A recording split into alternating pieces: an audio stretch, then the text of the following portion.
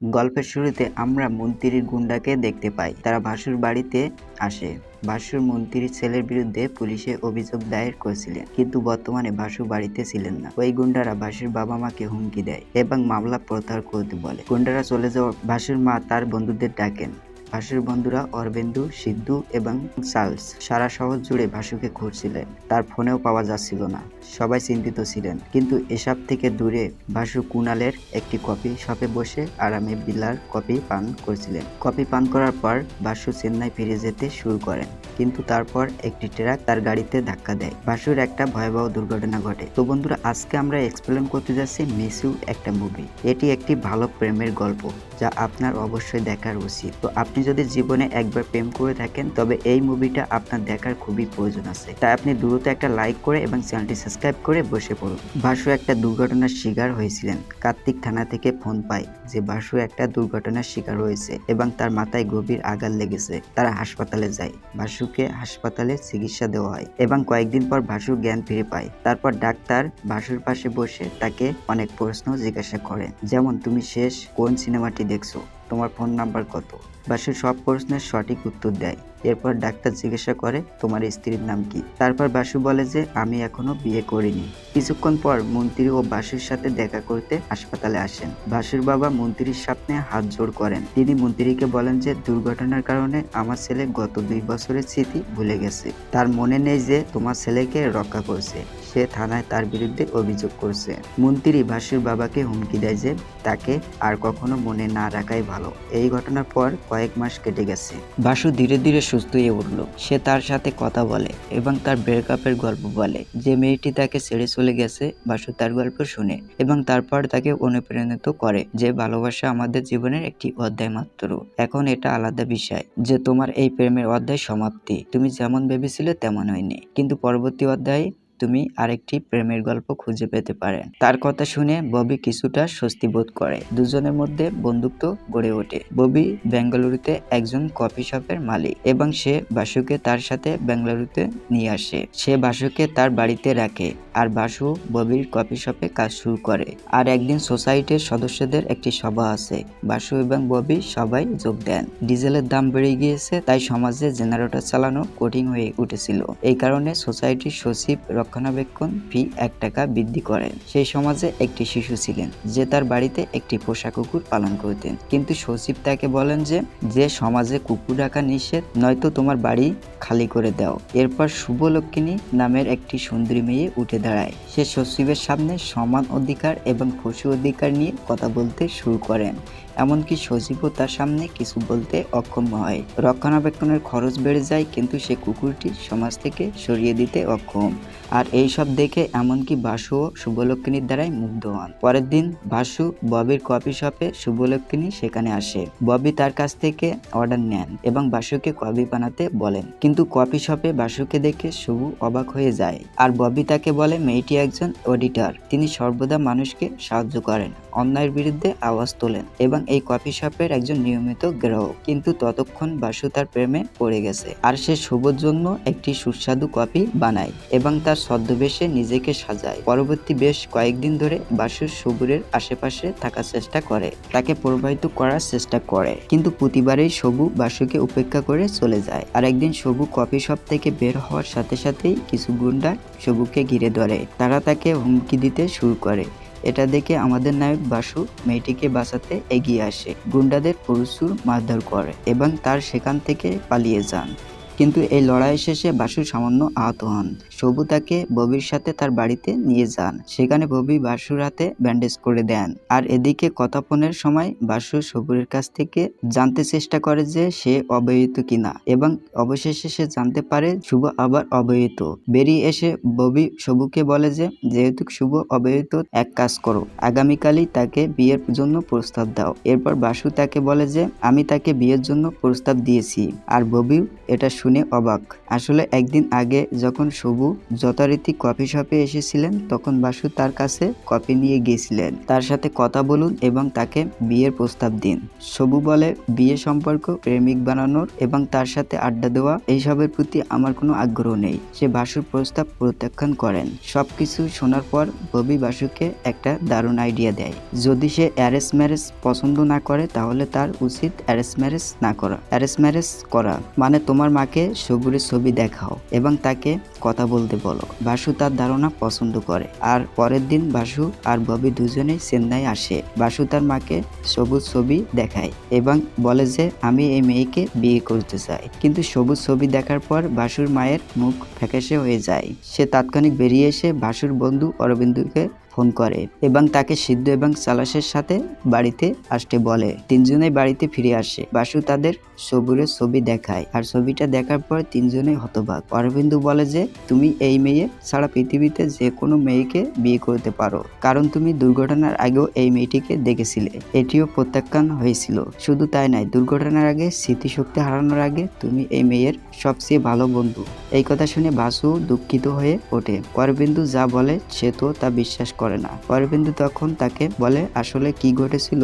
এর সাথে সাথে আমরা ফ্ল্যাশব্যাক দেখতে পাই যে বেঙ্গালুরু থেকে চেন্নাই যাওয়ার বাসে ওঠে সে বাসু ইতিমধ্যেই পাশের সিটে বসেছিল। বাসুকে দেখে সবু তাকে আসন বদল করতে বলে যাতে একজন মহিলা তার পাশে বসতে পারে, কিন্তু বাসু ইতিমধ্যে টিকিট কিনে ফেলছিলেন এবং সে কারোর সাথে আসন বদল করতে অস্বীকৃত জানায়। সবুকে এক অচেনা ছেলের পাশে বসে ভ্রমণ করতে বাধ্য করা হয়। কিন্তু ভাই সবু সারা পথ তার বন্ধুদের ফোন করে এবং সকলের কাছে বাসু সম্পর্কে খারাপ কথা বলতে থাকে যে সে খুব অহংকারী, সে তার আসন বদল করেনি। সে পুরো যাত্রা জুড়ে বাসুকে বিরক্ত করতে থাকে। কিন্তু বাসু বাড়িতে পৌঁছানোর সাথে সাথেই বাসুর মা তার বন্ধুরা সবাই তাকে কেবল সবুর ছবি দেখায়। বাসুর মা তাকে বলেন যে এই মেয়েটি তোমার বাবার সবচেয়ে ভালো বন্ধুর মেয়ে, তোমার বাবা তার সাথে বিয়ে দিতে চান। ছবিটা দেখার সাথে সাথেই বাসু অস্বীকৃত জানায়। সে তার বন্ধুদের সাথে নিয়ে সবুর বাড়িতে যেতে চায় তার সাথে কথা বলতে, কিন্তু পথে বাসু তার গাড়ি দিয়ে একজনকে ধাক্কা দেয়। সেই লোকটি আর কেউ নয়, সবুরের বাবা।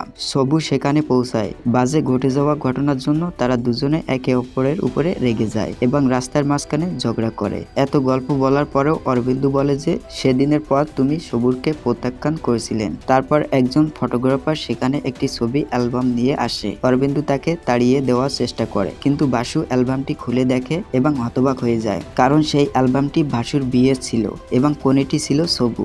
কিন্তু দুর্ঘটনার কারণে বাসু ভুলে গিয়েছিল যে সেও সবুর সাথে বিবাহিত হয়েছিল। এখন অরবিন্দু এবং বাসুর মা উভয়ে আর কোনো উপায় ছিল না। আর আবারও অরবিন্দুকে তাকে বলতে শুরু করে আসলে দুর্ঘটনার পর সবুর বাবা মাথায় আঘাত পান, যার পরে বাসু বাবা তাকে হাসপাতালে নিয়ে যান এবং স্ক্যান করার পর ডাক্তার তাকে বলেন সবুর বাবার মাথায় একটি টিউমার রয়েছে, যার জন্য অস্ত্রোপচার প্রয়োজন হবে। বেঁচে থাকার সম্ভাবনা খুবই কম, শুধু ওষুধ খেলে ব্যথা কমে যাবে, কিন্তু অস্ত্রোপচার ছাড়া সমস্যাটি সমাধান হবে না। কিন্তু সবুর বাবা বলেন বন্ধু, আমার মেয়ের বিয়ের আগে আমি কিভাবে অপারেশন করব?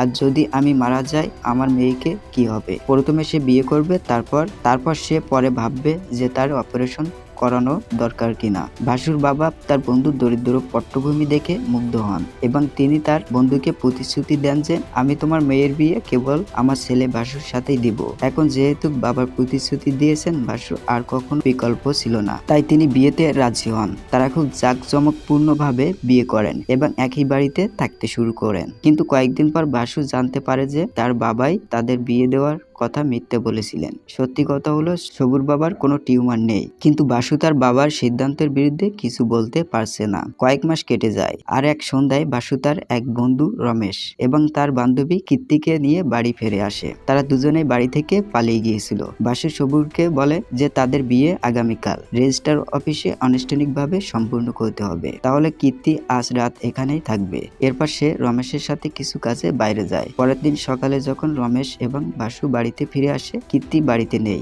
আসলে গতকাল কীর্তি কাজ ছিল, সে তার বাবার কথা মনে করছিলেন। তারপর সবু তাকে অনেক কিছু বলে, ঠিক যেমন বিয়ে কেবল দুইটি হৃদয়ের মিলন নয়, এটি দুইটি পরিবারের মিলন। অর্থাৎ সবুর কথা শোনার পর কীর্তি নিজেই তার বাবাকে ফোন করে সবকিছু বলে। কীর্তির বাবা এসে রাত 3টায় কীর্তির উদ্দেশ্যে রওনা দেয়। সবুর কাছ থেকে সবকিছু শোনার পর রমেশ বলল যে আমিও কীর্তির জন্য আমার পরিবার ও বাবা, তার জমি সম্পত্তি সবকিছু ছেড়ে এসেছি। তারপর সবু বলে যে তুমি আমাকে এইসব কেন বলছো, যাও তুমি কীর্তির বাবাকে এটা বলো। সে রমেশের সাথে তর্ক শুরু করে এবং এই সব দেখে বাসু রেগে যায় এবং সবুকে আঘাত করার জন্য হাত বাড়ায়, কিন্তু আঘাত করে না। কিন্তু বাসু তাকে বলে কারণ তোমার নিজের লোকদের জন্য তোমার অনেক হাত আছে। বাসু একজন চিত্রনাট্য লেখক, তিনি অনেক ছবি চিত্রনাট্য লিখেছেন। তারপর বাসু একজন পরিচালকের কাছ থেকে ফোন পান, মুরালি আর কেউ নন, কয়েক বছর আগে বাসু বাড়িতে কাজ করার এক পরিচালকের ছেলে। খবরটি দেখার পর বাসু হতবাক হয়ে যায়, কিন্তু তারপর সবু সেখানে আসে এবং সে সবাইকে বলে যে এই ছেলেটি কোনো দুর্ঘটনা ঘটেনি, এটি একটি হত্যাকাণ্ড ছিল এবং আমি নিজের চোখে এটি দেখছি। আসলে গতকাল রাত সবু থিয়েটার থেকে বাড়ি ফিরছিলেন। পথে লাল সিগন্যাল অটো থামানো হয়েছিল এবং ডেলিভারি বয় বাইক নিয়ে কাছেই দাঁড়িয়েছিল। মদ্যপান অবস্থায় তার বন্ধুদের সাথে এসে বাইকে ধাক্কা দেয়। মুরালির সব খাবার পড়ে যায়। রাগে মুরালি মন্ত্রীর ছেলেকে চিৎকার করতে থাকে। অটো চালক তাদের মাঝখানে চলে যায়, কিন্তু সে মন্ত্রীর ছেলেকে চিনতে পারে এবং ভয়ে সেখান থেকে চলে যেতে শুরু করে। তারপর সবু পিছন ফিরে তাকায়। মন্ত্রীর ছেলে মুরালিকে পিটিয়ে হত্যা করে। এই কথা শুনে ভাসু সবুকে থানায় গিয়ে অভিযোগ দায়ের করতে বলে। সবুর বাবা এবং ভাসুর মাও বলছিলেন যে তারা হত্যাকাণ্ডকে দুর্ঘটনার মতন করে তুলছেন, ওই লোকেরা শক্তিশালী, ঝামেলা হবে। কিন্তু বাসু সবুকে বলে আমার উপর বিশ্বাস রাখতে, আমি তোমার কিছু হতে দেব না, আমার সাথে চলো।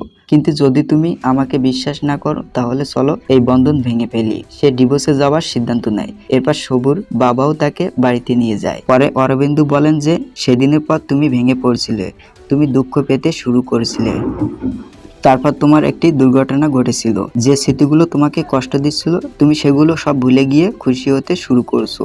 এই কারণে আমরা তোমাকে কখনো বলিনি যে তুমি বিবাহিত, কিন্তু আমরা কখনো কল্পনা করিনি যে সারা পৃথিবীতে এত মেয়ে রেখে তুমি আবার সবুর সাথে দেখা করবে এবং তার প্রেমে পড়বে। পুরো ঘটনা শোনার পর বাসু ববিকে নিয়ে বেঙ্গালুরুতে ফিরে আসে, কিন্তু এখন সে সবুর প্রেমে পড়ে গেছে। আর তারপর ববি তাকে আরেকটি বুদ্ধি দেয় যে তুমি যাও এবং তার সাথে কথা বলো যে তুমি সবকিছু ভুলে গিয়েছিলে, আবার সেটা নিয়ে নতুন করে শুরু করার চেষ্টা করো। বাসু এই ধারণাটি পছন্দ করে। সে সবুর কাছে যায় এবং তাকে সবকিছু বলে, দুর্ঘটনায় আমি আমার স্মৃতি ভুলে গিয়েছিলাম, আমি জানতাম না যে তুমি আমার প্রাক্তন স্ত্রী আর তুমি আমাকে বিয়ের প্রস্তাব দিয়েছিলে, কিন্তু এখন কি আমরা দুইজন নতুন করে শুরু করতে পারি? কিন্তু সবু বলে যদি তুমি সবকিছু মনে রাখতে তাহলে তুমি কখনোই আমাকে প্রস্তাব দিতে না, তুমি ইতিমধ্যেই সবকিছু ভুলে গেছো, তাই নতুন করে শুরু করা তোমার পক্ষে সহজ হবে। কিন্তু আমি মোটেও নির্বোধ নয়, আমি যা যা ভোগ করছি তার সবই আমার মনে আছে। সে আবার বাসুকে প্রত্যাখ্যান করে, যা বাসুর হৃদয় ভেঙে দেয়।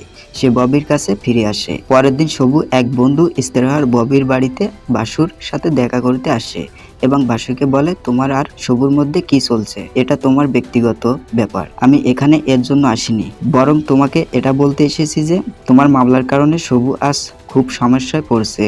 বাসু কিছুই বুঝতে পারে না এবং সে জিজ্ঞেস করে যে তুমি কোন মামলার কথা বলছো। তারপর শাহানা বাসুকে তার গল্পের সেই অংশটি বলে যা তার মা এবং অরবিন্দু লুকিয়ে রেখেছিল। আসলে সবু মুরালির হত্যাকাণ্ড দেখেছিলেন, কিন্তু সাক্ষ্য দিতে অস্বীকৃতি জানিয়েছিলেন। তারপর সবু যা বলছিলেন তার উপর ভিত্তি করে বাসু থানায় যায় এবং নিজেকে একজন প্রত্যক্ষদর্শী হয়ে তিনি মন্ত্রীর ছেলের বিরুদ্ধে এফআইআর দায়ের করে। ভিতরে ঢুকতে বলে, কিন্তু পুলিশ তা অস্বীকার করে। এরপর বাসু ম্যাজিস্ট্রেটের কাছে যায়, তাদের সবকিছু বলে এবং শেষ পর্যন্ত ম্যাজিস্ট্রেটের নির্দেশে পুলিশ সদস্যকে একটি প্রতিবেদন লিখতে হয়। কিন্তু পুলিশ সদস্যের মন্ত্রীর কাছে গিয়ে তাকে সবকিছু খুলে বলে। মন্ত্রী বাসুকে ফোন করে হুমকি দেয়, তারা তাকে মামলা প্রত্যাহার করতে বলে। কিন্তু বাসু এবং তারপর শাহানারা বাসুকে বলে যে এটি তোমার দুর্ঘটনা নয়, বরং মন্ত্রী তোমাকে হত্যা করার চেষ্টা করছিলেন। তোমার দুর্ঘটনার পর সবু তোমাকে দেখতে হাসপাতালে গিয়েছিলেন, তুমি অজ্ঞান ছিলে। তারপর তোমার অবস্থা দেখে সে বুঝতে পেরেছিল যে ছেলের জন্য অতটা যেতে পারো তাহলে তুমি তোমার স্ত্রীর সাথেও একই কাজ করতে পারতে। আর তারপর সে তোমার মামলা লড়ার সিদ্ধান্ত নেন। মন্ত্রী তার রাজ্যের ক্ষমতা ব্যবহার করে তার ছেলেকে রক্ষা করেছিলেন। তাই সবু মামলাটি বেঙ্গালুরুতে বদল করেন। আর আগামীকাল মামলার চূড়ান্ত শুনানি। তুমি ভাবো তোমার কি করা উচিত? পরের দিন সবু সমস্ত প্রমাণ নিয়ে কোর্টে যাচ্ছে, কিন্তু পথে মন্ত্রী তার গুন্ডাদের সাথে নিয়ে তাকে থামায়। সে শেষবারের মতো সবুকে মামলা প্রত্যাহার করতে বলে, কিন্তু সবু রাজি হয় না। সেখানে মন্ত্রীর গুন্ডারা সবুকে হত্যা করার পরিস্থিতি নেয়। আবার আমাদের নায়ক আসে, গুন্ডাদের মারধর করে, মেয়েটির জীবন বাঁচায় এবং তাকে শহরে ফেরত পাঠায়। পুলিশ যাদের চুপ করানোর চেষ্টা করেছিল সে তাদের মারধর করে। ফুটেজ দেখার পর পুরো বিষয়টি স্পষ্ট হয়ে যায়। আর কোর্ট মন্ত্রীর ছেলেকে যাবজ্জীবন কারাদণ্ড দেওয়া হয়। সে তাকে 15 বছর কারাদণ্ড দেয়। মন্ত্রীর বিরুদ্ধে একটি তদন্ত কমিটি গঠন করা হয়। মামলাটি বন্ধ হয়ে যায়। দাসীও খুশি হয়। সে সবুকে ধন্যবাদ জানায় এবং ভাসুকে আরেকটি সুযোগ দিতে বলে, কিন্তু সবু চুপচাপ সেখান থেকে চলে যায়। ভাসু আরও বুঝতে পারে যে এখন সবু কখনো তার সাথে থাকতে রাজি হবে না। সে সবুকে ছেড়ে চেন্নাই ফিরে আসে। কিছুদিন পর ভাসু আবার একই প্রযোজকের কাছ থেকে ফোন পান। সে ভাসুকে বলে যে সুপারস্টার বিজয় বর্ণনা করা লাভ স্টোরি সিনেমায় কাজ করার জন্য প্রস্তুত, আর সে তোমার কাছ থেকে অপারেশন নিতে চায়। কিন্তু এখন ভাসু কিছু মনে করতে পারছে না সে কোন গল্প বলছিল। সে তার বন্ধুদের সাথে সারা বাড়িতে স্ক্রিপ্টটি খুঁজে বের করার চেষ্টা করে, কিন্তু স্ক্রিপ্টটাও পাওয়া যাচ্ছিল না। অরবিন্দু তখন সবুকে ফোন করে। প্রযোজক ছাড়া বাসু কেবল সবুকেই গল্পটি বর্ণনা করেছিলেন। সেই গল্পটি মনে পড়ল। অরবিন্দুর পীড়াপিড়িতে সে ভাসুকে গল্পটি বলতে রাজি হয়। দুজনের দেখা হয় একটি কফি শপে। ভাসু বেলা কফি অর্ডার করে এবং সবুকে প্রেমের গল্প বলতে শুরু করে। কিন্তু এখানে ভাসু বেলা কফির প্রথম চুমুক খাওয়ার সাথে সাথেই তার স্মৃতি ফিরে আসতে শুরু করে। আর ধীরে ধীরে ভাসু মনে করে যে বিয়ের পর যে সবুকে কষ্ট দিয়েছিলেন সে সবুকে তার কোনো জিনিস দিতে অস্বীকৃতি জানাইছিল। এই সব কিছু কারণে সে সবুর সাথে ছিল না। সে কখনোই সবুর সাথে ঠিক মতন কথা বলেনি। স্মৃতিগুলো ফিরে আসতে তার চোখে জল এসে যায়। সে বুঝতে পারে যে সে সবুকে অনেক নির্যাতন করছে। সে সবুর সামনে হাঁটু গেড়ে বসে আছে। সেদিন আমি আমার পুরো পরিবারকে বলছিলাম আমার উপর আস্থা রাখতে এবং আমার সাথে আসতে। তুমি তখন আমার সাথে আসোনি। আজ আমি আবার বলছি, বিশ্বাস করো, আমার সাথে এসো। জীবন আমাদের দ্বিতীয় সুযোগ দিয়েছে, কিন্তু যদি তুমি আমাকে না চাও তাহলে আমাকে একটা কারণ বলো। তারপর সে সবুকে বলে যে আমি কখনো বলিনি যে আমি তোমাকে চাই না। আর সে কাঁদতে কাঁদতে বাসুকে জড়িয়ে ধরে। আর এরই সাথে ছবিটি শেষ হয়। তাহলে এই গল্পটি আপনার কেমন লাগলো কমেন্ট করে আমাদের জানান। আর ভিডিওতে লাইক করুন, শেয়ার করুন এবং চ্যানেলটি সাবস্ক্রাইব করুন। আমি শিগগিরই আরেকটি নতুন ভিডিও নিয়ে আপনাদের সাথে দেখা করব।